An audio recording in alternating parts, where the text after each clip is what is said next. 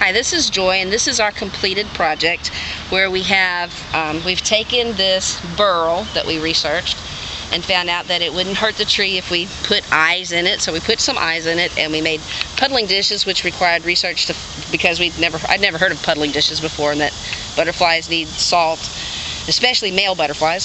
So this project was very educational for us, and it could be very educational for children because they could have the opportunity to research in the science field and find out about living organisms needing minerals. They could do research about different types of butterflies and their needs. They could do just lots of different research about trees even.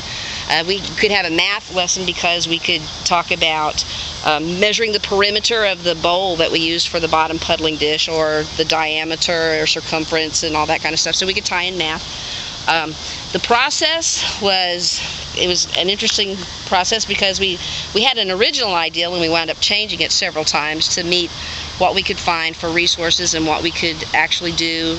And so anyway, my basic learning experience for this art project was that, for one thing, every time I tried to do something that if I did at home, like for example painting these eyes, the 11-year-old would come and say, "Oh, I want to do one too." So using art is a way to get kids really interested and involved because they always want to do it too.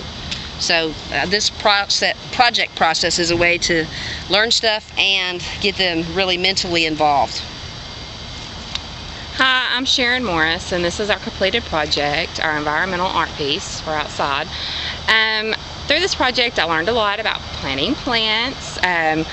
We learned with the creep vine, or when you're planting any type of flower or plant, that you don't have to snug the soil and the mulch around it because eventually it rots it out and then it doesn't get the water and nutrients it needs, and then eventually dies off. So that's probably why all my plants die all the time.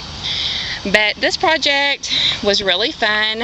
It was interesting to do the research on it and to learn about the puddling, that it attracts butterflies, the salt and minerals, the salt and the sand. I never knew that. And the fern that's on its head, we learned that when it dies, that it takes just a little bit of water and it perks back up. You could incorporate this into social studies, math, science in many different ways, and the kids would really enjoy doing this. And it is a group effort, and so everybody would be able to participate and be a part of this project. Hi, this is Sarika, and this is our environmental piece that we have created for Art 390. And this was a very interesting project. I learned a lot, and that how you can just take the smallest little things and create something very creative. And what we did, we seen a bark on a tree and made it into a face, and we actually found, what is that? Fern. A fern.